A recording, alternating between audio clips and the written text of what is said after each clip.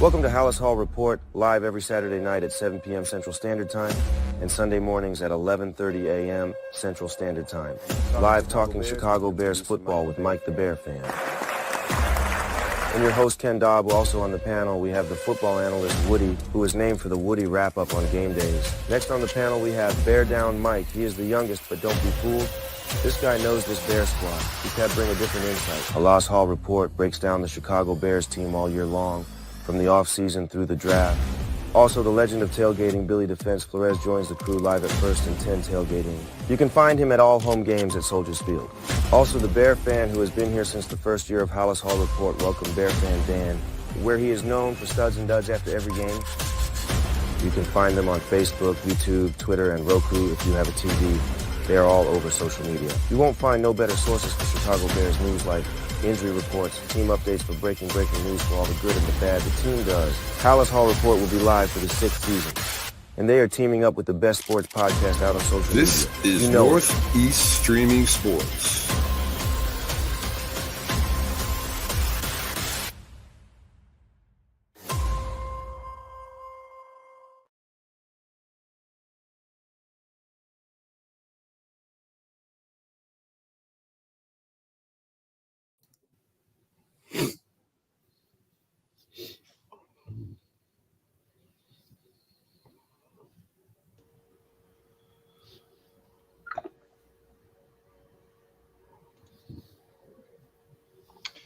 Welcome to Halas Hall Report. It's Sunday morning. Woody's got a little bit of technical difficulties. He will be right back.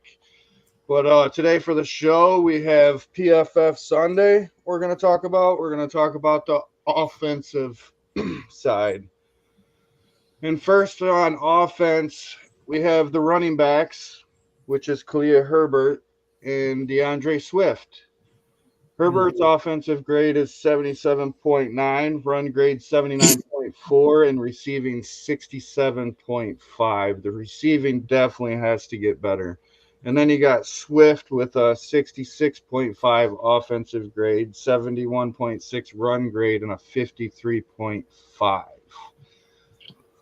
Wow, that's a big difference. Yeah, huge difference, I think. What do you think about the Herbert one for his rating? Do you think it was pretty high, or do you think it was about average where it's supposed to be at 14? I think it's pretty high. Because he's not a great catcher of the ball. Where Swift is a lot better than him, so I don't know. I think that's a little high on Khalil. That's just my opinion.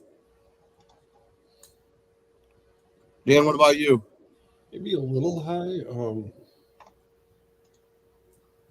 Maybe like, I don't know, top 20? Maybe. Right on. Yeah, I think it was a little high myself. I don't think he produced enough to get to the 14th, but PFF has different ratings. But good morning, Chad. Good morning, Philip. Next we have is the tight end room. Cole Kmet and Gerald Everett. We all know Kmet, he's a good player, getting a 73.7 offensive grade. The receiving grade is 77.7. And his run block definitely needs to improve. It's 54.9. Mm-hmm.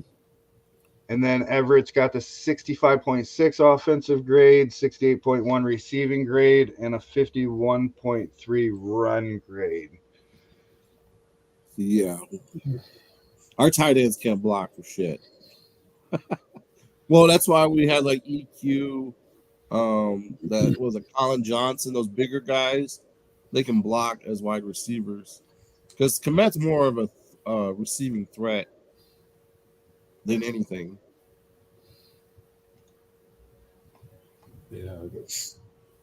And Everett is just your veteran tight end who can catch. He's pretty decent. He's going to work well with Keenan since considering they played together in Los Angeles, San Diego area. So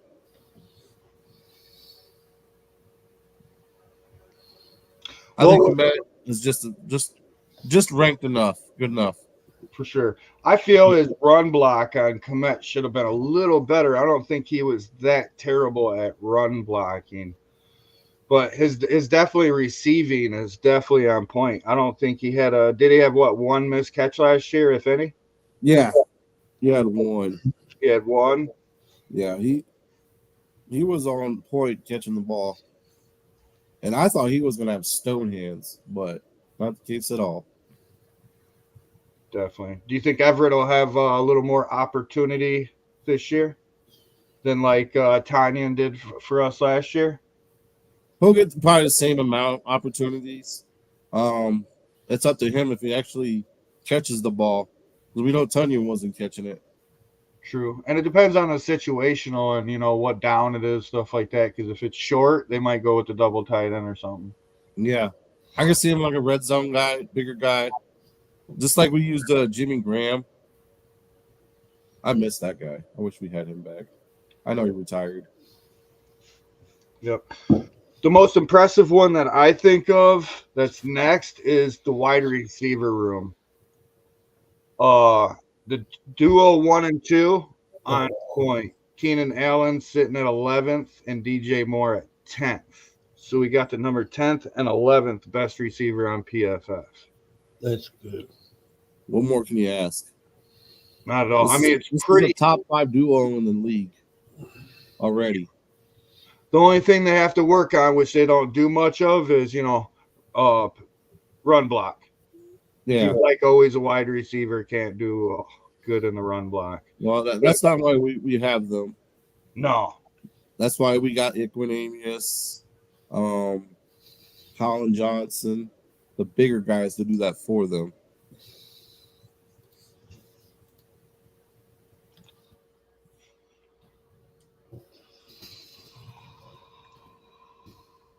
That was the good part of the receivers. The next one, which I've been saying for weeks, the whole offseason, we need a slot receiver. Our slot receivers aren't that good. And our slots receivers right now is Tyler Scott and Velus Jones Jr. And none of them rated over a 53.2. So Tyler's a rookie, so we didn't expect him to blow up.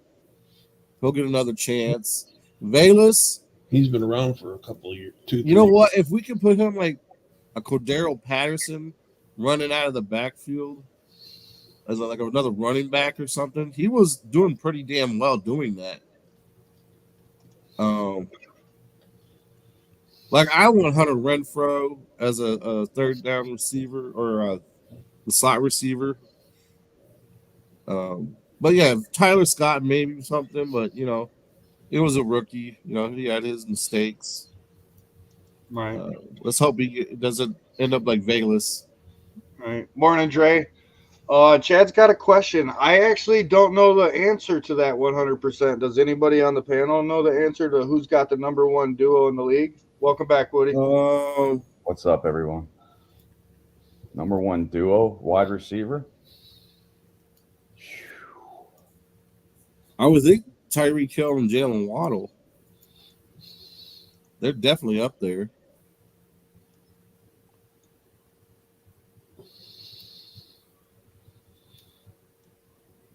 It has to be them. It would have to be them. You can't Devontae Smith and AJ Brown. Do you know the answer to that, Woody? I'm thinking. I was going to say Ayuk and Debo, but I'm not sure. Maybe T. Higgins and Jamar Chase. Possibly. That's a good tough call. Yeah, but yeah. Very tough. That's a good question. Everybody's being like traded all over the place, released. Yeah, we've talked about that, Dre. We said Renfro would be good for the Bears. We said that weeks ago. I believe it was like 2 weeks ago. Yep. I was saying Michael Gallup, who'll probably want too much money. Tyler Boyd. Yeah.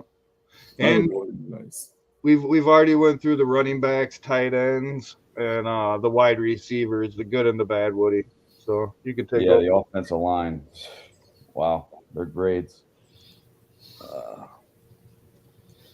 Like I said, I thought Darnell Wright was going to be a little higher.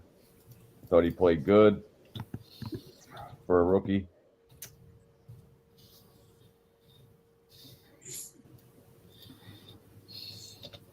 Can you see the screen? Yeah, Woody? Bates wasn't even ranked yet for a center because he was guard. He probably has guard stats. Well, usually for the backups, they don't really have it. They only rank like the starters for the most point. And for some reason, he's under a guard until you click on him. Then he moves to center. But his PFF ratings are great. So Yeah, I like his grades. Hmm. Our center for the future. I definitely liked it as soon as they picked him up because I said he went straight to the center for sure above Kramer, and then they went out and got Cole Shelton. So I believe Bates could possibly be the starter over Coleman. Yeah, I don't like Coleman's pass blocking grade. Yeah, it's low. It Under seems a like Bates, Bates' numbers is up there, but we'll see how he is. right? His run blocking's outstanding though. Yeah, but it was already great on that line as we have it now before that, guys. So a depth piece, definitely.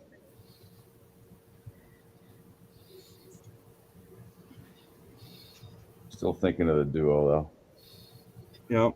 And like what he was saying before, the guard positions between Jenkins and Davis, Not even close. each side of the ball. Yeah. Wow.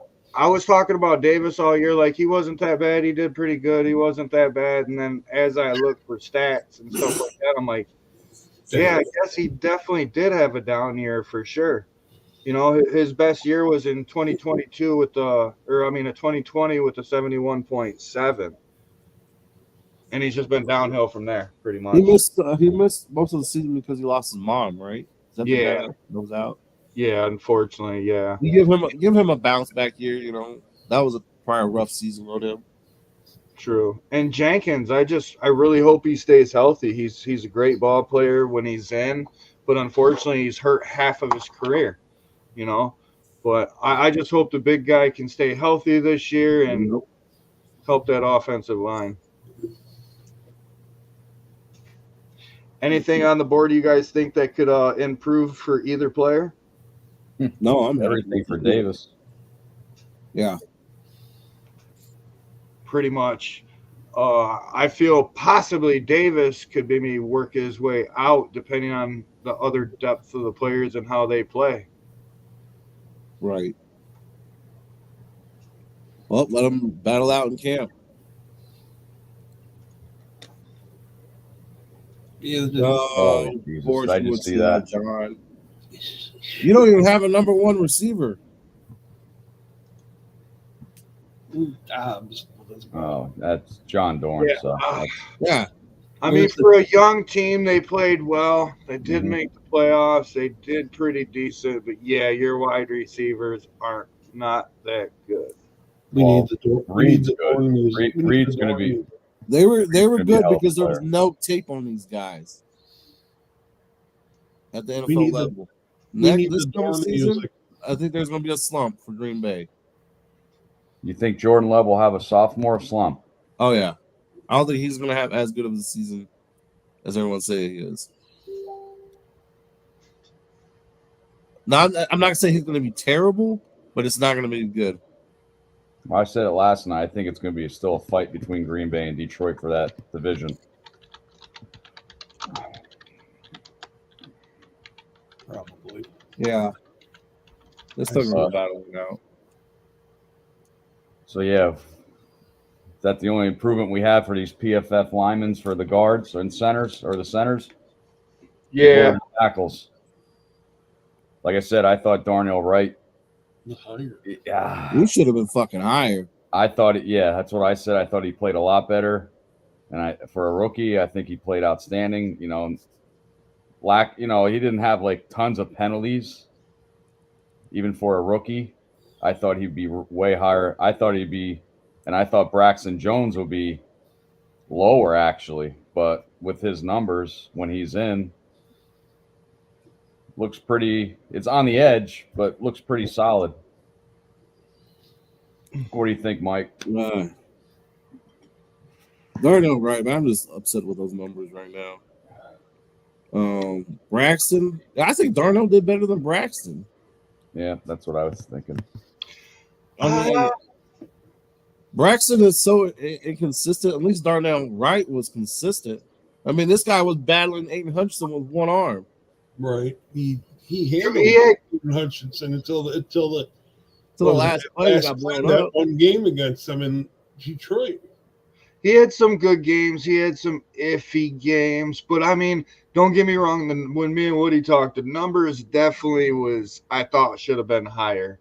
He was definitely on the top of his class. He did not have a terrible year. I thought his numbers should have been higher. But Braxton Jones, I feel, was pretty even. I thought he did pretty well. What do you think, Dan? Darnell Wright, surprised. I mean, should have been higher. Surprised the grading was low. What, Chad? Do you have any? Fake news. I'm over here looking right now. Do you have any source where you heard that? And hopefully, it's not fake Adam Schefter news. That would be good for us. Then we know that we'll get that 4th round pick. Then. Oh no shit! I'm gonna look it up now. I'm trying myself. Something happened with Russ. I haven't seen nothing.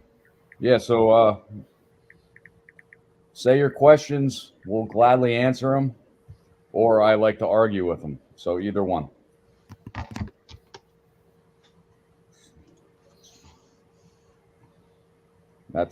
They're not yet elite. Yeah, Mooney can have a breakout year with Kirk Cousins. He will. That's going to be that could be another 1-2 punch. Atlanta's going to have a high-powered offense with hopefully they use Pitts as well, Kyle Pitts. You know, Bichon. That's going to be a tough offense to stop.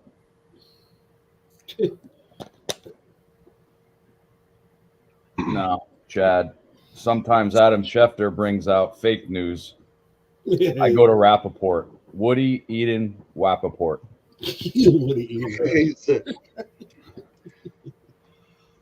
But there was 2 different offensive linemen that I pulled the PFS for as well, and not just the starters, because it kind of like stood out. One of the worst offensive linemen to one of the better ones that's not started, Matt Pryor.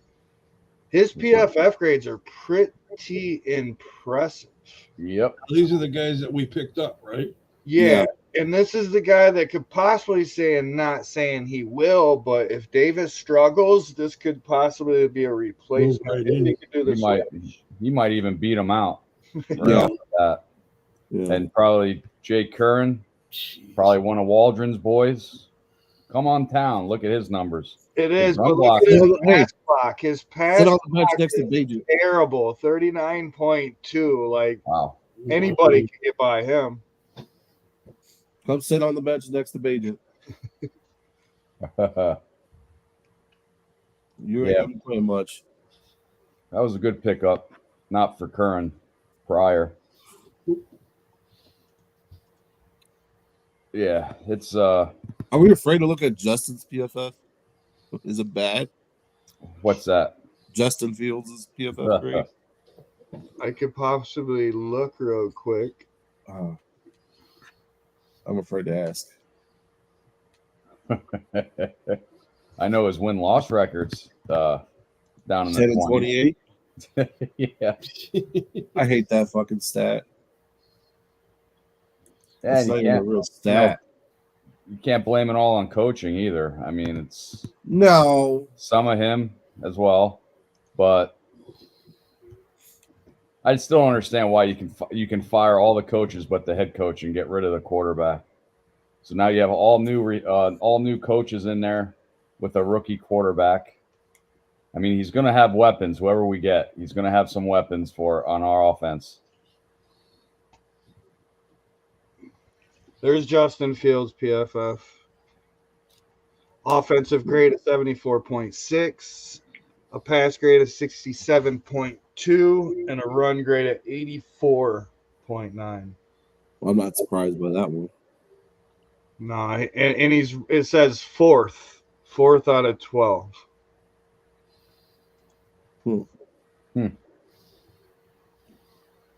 That's better than I thought it'd be. Yeah, but people don't go by those stats. They go by the record. Thanks for bringing it up, Chad. I appreciate it. I was wondering if Dorn was in the comments, and I just missed it because normally I see it from Dorn. He had one comment. Well, no, Fields isn't on the Bears anymore, so he won't mock them anymore. Yeah. Now he's going to say Bears going to ruin Caleb now. But next week we'll have our defensive and special teams PFF. So that should be interesting. They should be all pretty high for our defense. Yeah. Except for, a couple of defensive linemen, but good linebacker crews. They're probably way up there. Young cornerbacks probably way up there. And then we'll have to put Kevin Byard up there and see how he did. So yeah, because the Sheagles defense last season was not great. No, not at the end of the year, but their schedule was weak. Well, we are getting closer to the draft. I mean, we do have $28 million roughly to $30 million. I've been seeing different numbers at different places, but do you think the Bears are done in free agency this year? I watched last night's show and that. And Go ahead, Dave. I'm thinking we need to get a veteran quarterback in there.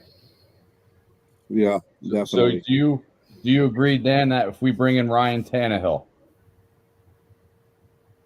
I don't know who's all available.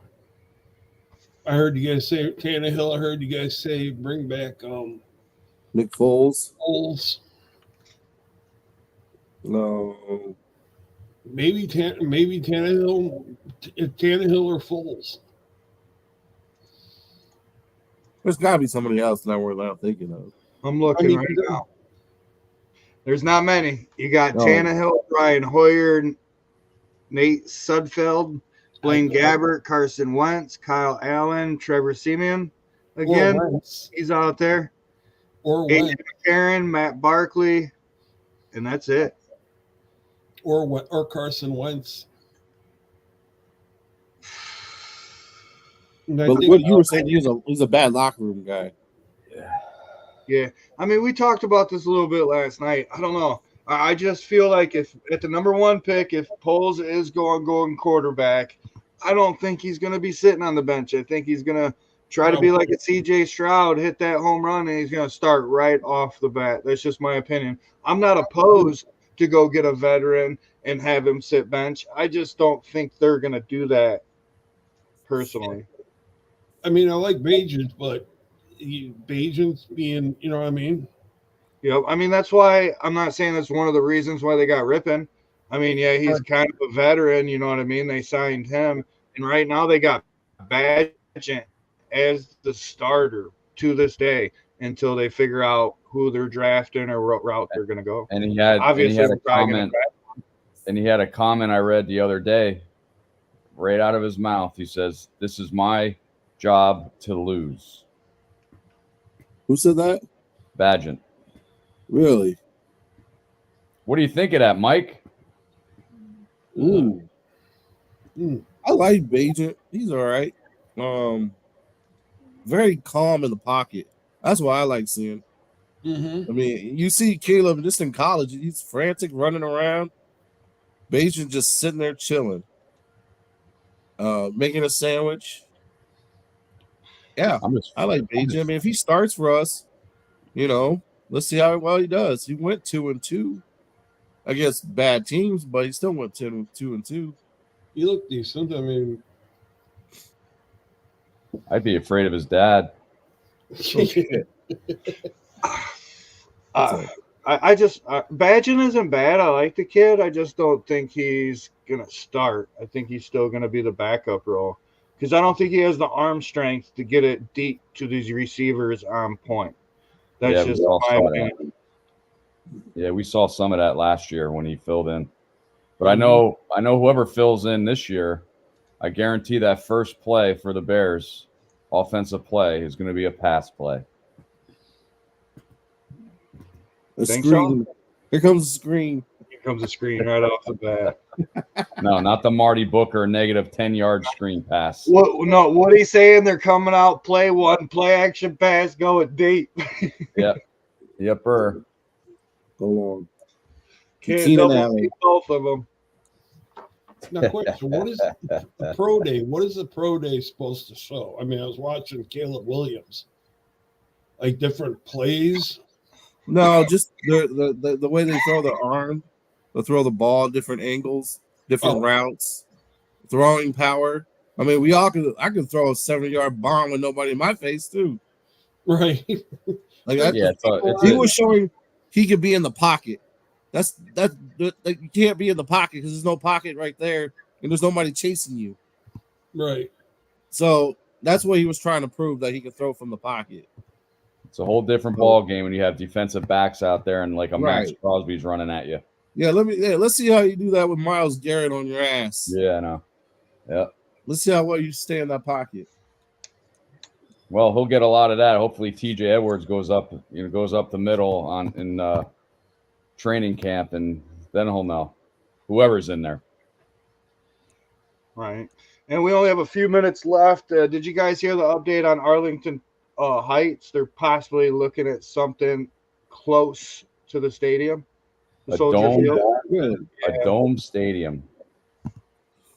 And they already said it's going to be a dome stadium. It's not going to be a retractable roof. That it's going to be a dome. Yep, they want to host a Super Bowl there. Concerts. Yeah, that wrestling could be there, and the Final Four and whatnot. I agree with Brock Bowers. He's a good player. We do have two great tight ends, I think, with Kmet and Everett. But it won't hurt. But I think we need a more needs before a tight end. Yeah. I agree. And if they actually did do that, Steven Carlson wouldn't have a job. He'd be cut. So we got about 2 minutes left. About a minute. Like I said, next week Ken will be back, the King host. Sorry about my technical difficulties. We're going to do the defensive PFFs next week. And I did start my new page, Woody Bear Down. So anybody wants to follow, please do. I'll keep up to date with Bears news and stuff. So final thoughts, Mr. Mike. Are you winning your Madden game? I'm in the draft. Oh, okay. What are your final thoughts for the PFFs today? Some of them were disappointing, especially Darnell Wright's. Some of them could have been higher, so I'm okay. I'm content with the grades. And Dan? Same thing with some of them were. And he agrees with me. Surprising. Always agrees. Surprising.